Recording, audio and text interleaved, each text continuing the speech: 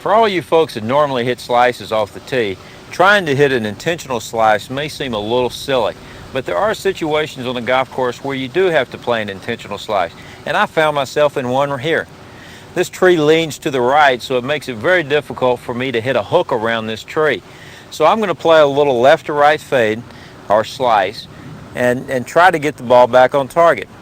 Now to do that in my own mind, what I first do is I set up square to the target, where my body is pointed at the target and the club face is pointed at the target. But because I want the ball to start out left of target, then I move around the ball, aligning my body significantly to the left of target. And this will be the line that I swing my arms on and will determine the starting direction of the ball. I will also leave the club face wide open, pointed at the target.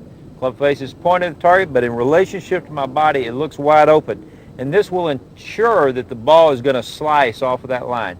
It will start left, and it will slice back to the target.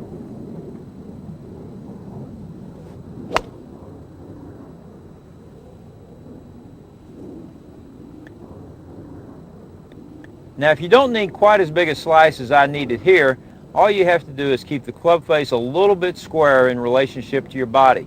That way the ball will still start to the left, but because the club face is square, it might not slice as much. And also, one point you need to remember is that when you're opening up the club face, you're adding loft to the club. So to get the distance that is required, you may need to use a little bit more club.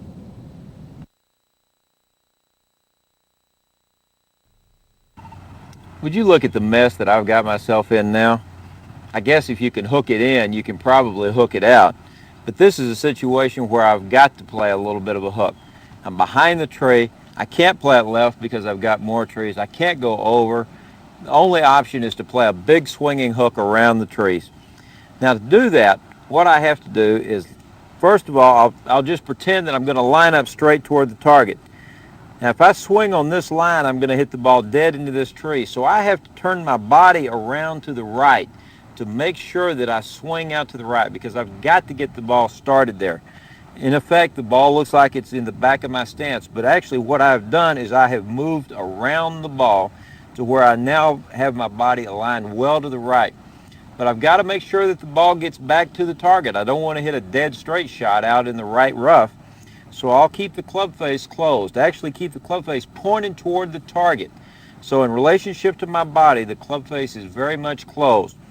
Now when I swing the club, I'm going to swing along my body line, which is going to force the ball to start out to the right. And then because the club face is closed in relationship to that path, it should hook back toward the target quite a bit.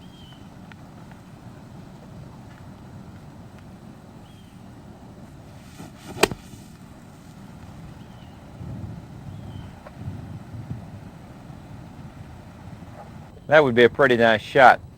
Now I've got to tell you that if you don't need near this big a hook, all you have to do is keep the club face pointed at the target, but just don't get yourself lined up quite so far to the right. Therefore your club face will be only slightly shut. The bigger the hook, the more the club face will look closed in relationship to your body. Good rule of thumb is keep that club face pointed toward the target.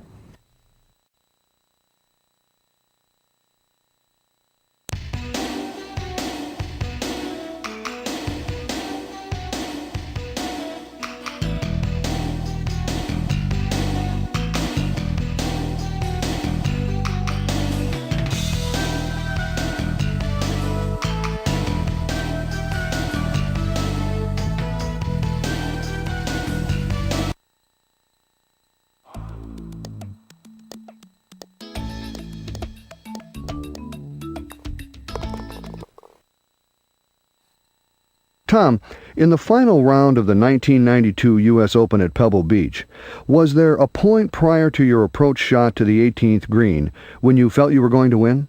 Yes, there were a number of times that I felt like I was going to win.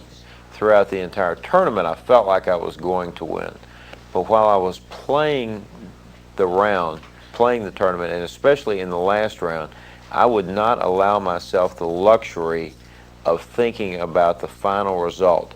I was so wrapped up into what I was doing that I would not allow myself the luxury of thinking ahead to the 18th green when I might knock it on the green and win the tournament. I was really trying to keep focused on the present tense.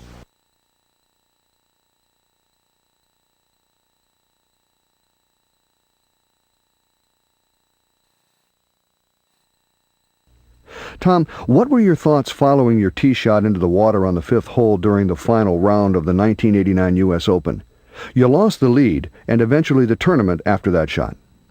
Well, after I hit the tee shot on number 5, first of all, the first thought that I had was more or less shock. The reason for that is that I had played so well the first 3 rounds, and as we started the 4th round, through the first 4 holes, I had played absolutely nothing but one pure shot after another. And at that point, I was 1 under par and really seemed very secure and in total control of my game.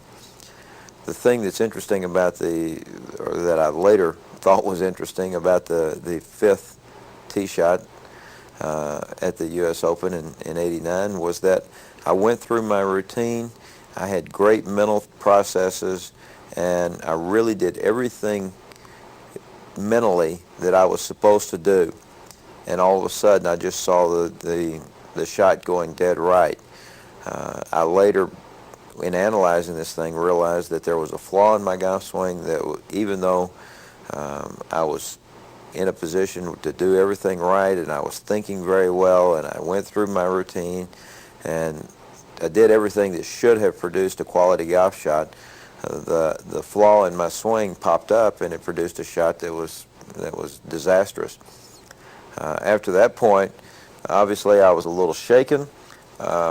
I did not do nearly as good a job of keeping my composure and handling that situation as I should have. I compounded the problem. Well, after dropping it out of the water hazard, I had to chip out in the fairway because I had no shot to the green. I knocked it on the green about 15 feet from the hole and compounded the problem of actually hitting the bad tee shot by 3-putting.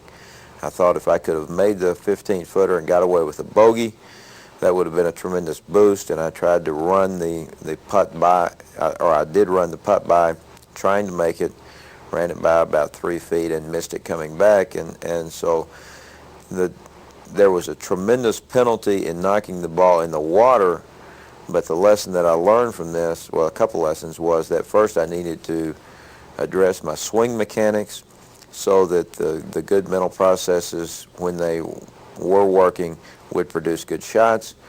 And then number 2 was, when you make a mistake, don't compound the problem.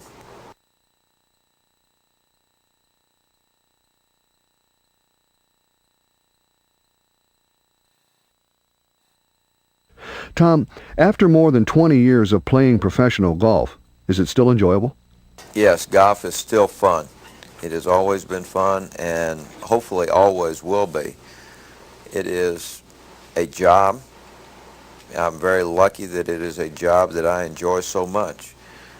I love the expression that I think was attributed to Confucius or somebody way, way back when, something to the effect that if you find a job or work that you truly enjoy, then you never work another day the rest of your life. And in my case, that's exactly the situation. I really love golf, I love the tour, and basically I love everything that is encompassed in the whole spectrum that I have as a job.